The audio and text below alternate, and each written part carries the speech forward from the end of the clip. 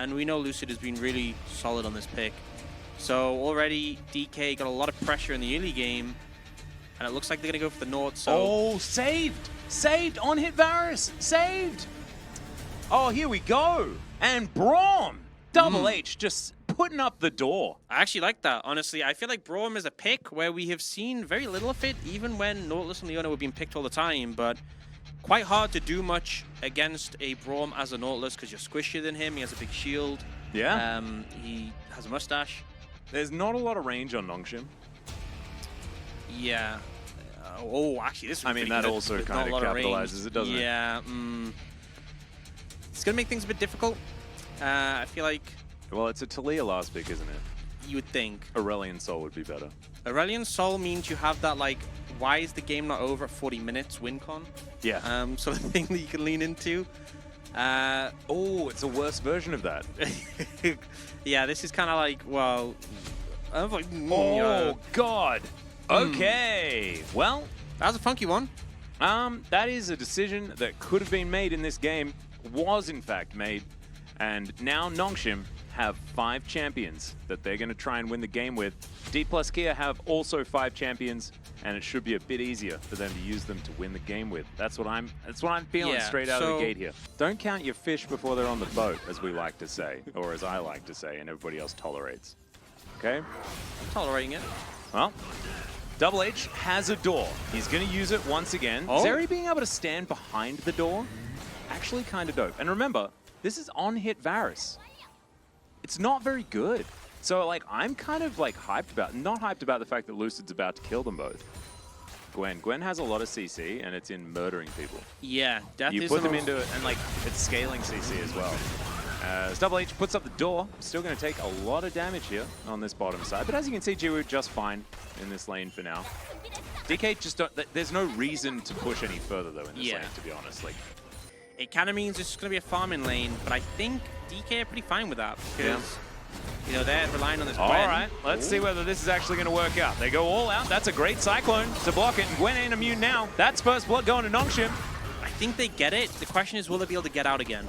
And they know they're there, so they should just path upwards. Yeah, DK's standing on a ward. Sounder, no Cyclone available as Lucid gets a kick. He is going to be able to steal it. What the heck? How? And the Event Horizon comes through, and now Loopy is going to turn up. Oh, it's an absolute disaster. Hook is going to miss, but it doesn't matter. Lucid's going to grab the kill, and that, I don't even know how that happened. And now it's like way worse. So what actually got it? Because he was nowhere near, right? So he kicked Mahal into the... Okay, and then it was like max range. Just max range, yeah. I mean, like, I think Mahal was doing the right thing to try and keep him away, but yeah, just really well played from Lucid. There's no other way to spin it. So I was like, I could just change my name to Rugged Garen and only play Rugged Garen. I know. Actually, sounds incredible. Look at Thanatos just walking up to 2 people. Oh no. Cyclone is going to be used there as Mahal's trying to take Lucid out of here. As the Cyclone activation's amazing. Sounder survives. It's the throw.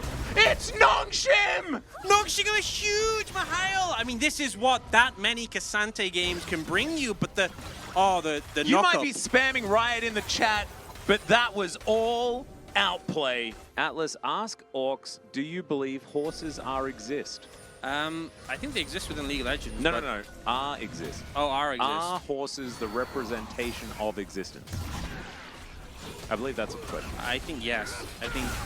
I believe in team fights as Calyx going to get kicked through, but is going to survive. And now Jiwoo trying to pop off in this fight. Over the wall is beautiful as Loopy. Going to be the first one taken down. Rahel trying to stand his ground as the extended beam comes in. And oh no, you can't outplay that one. Just gets smacked down by the primordial burst. And Mahal, yeah, he can press a bunch of buttons, but he is still really dead. And the arrow is going to pick it up. Rahel collects the last one. Bit of a disaster there for Nongshim. Oh, Lucid going to walk over a ward here as Calyx going to move away from the outer turret, but that should just be money. Over to DK. The dive scenario as Rift Herald's going to go down first. Sounder was at least able to get that one. As Cyclone comes in, they haven't actually taken the turret yet. As this could just be an absolute disaster, but it's not, because Sounder presses Q on the Gwen and she dies. And actually, going the Hex Drinker as well in the Wukong, obviously there's 2 big AP threats, so does mean it's really hard to turn it around when one of your opponents is a tanky Cassante and the other one has a Hex Drinker. It's that, oh, a little bit greedy. Oh, but that is Lucid inner. It is. Lucid is looking, but he, oh, wow. Oh my goodness, is he just gonna die? Does get the kick. Teleport's going to come forward, see whether they can give the kill over to the Akali. That's what they want, and Calix is gonna collect it. Actually huge for the side lane. Nongshim are gonna take a dragon. And it seems to me like DK are uninterested in contesting. They are going to move over. This flank angle for this Akali is exactly what she needs. Another steal could come through as the Cyclone doesn't get very much value. Calix also not able to find the shurikens. That is going to be the Drake secured, but at what cost? Ladies and gentlemen, as Double H gets over the wall, look at Lucid into the backline. Calix able to get over there. Oh, he can't make it over the wall, but he backflips. What? No one's dead on Nongshim. What is his team? What have they done? What is happening? Jiwoo's still going. I think he, the Ultra Jet Set Radio Future save? He just dabbed on them, honestly. That's all I'm going to say in that situation. The only way that could have been like the Ultra play is if he had have emoted as he was going past. True. And that it was a DK emote. That would be ultimate disrespect. Oh, that would have been the sickest. Honestly, that would have been iconic. But yeah, I mean, Calix finds a good flank, but they burn so much to force him away. The Dragon's a kid, and then I think the problem happens because everyone on Nongshim just says, nah, I'm out. And Lucid forgets that he's on DK and not Nongshim. So he actually tries to go into the Nongshim locker room, and they just boot him straight out. And Calix also like fully face planted the wall and then saves himself with a backflip, and he's like, don't worry, it was a sick play, got the kill. It's intentional. And then just slide away. He even actually grinded on like the root of the tree as well. Like it actually looked like a skate move. Don't know what you're trying to say there. I would like some clarification. They can see you guys. Yeah, there's a control word. So that control word was also able to be seen as Double H. Oh, can he actually show them the door? The answer is no. They're going to show him. Wow. And is that just a pick on a Braum and then Baron? And then exactly like we were talking about? Yeah, it's kind of what I was talking about before, where it's like, you get those points on Braum where it's like, it doesn't matter that you have a shield. You just die. Couldn't hold the door. Now, they got to try and make a steal happen. Good luck.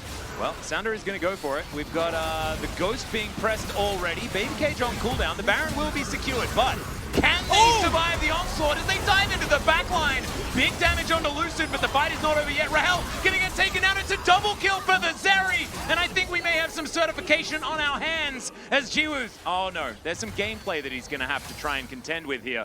As that baleful strike is going to land. Pull bait throws out another one, and there it is. That is just gameplay being pressed. Gap. And yep, Skill sometimes issue. that happens, and that's also an immunity issue here, as Rahel almost just straight up died to an Akali, but he is going to be okay.